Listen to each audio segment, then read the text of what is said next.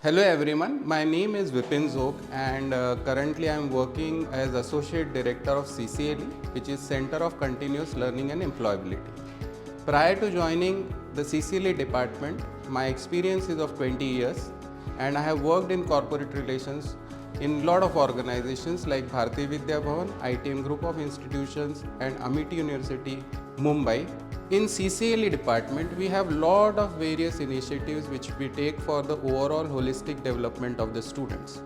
One of the important aspect or activities is the Miracle X mentoring program, which is a 6 months long-term program for the students who join Vijaybhoomi University, wherein we have a mentor from the industry who can guide them in terms of corporate exposure.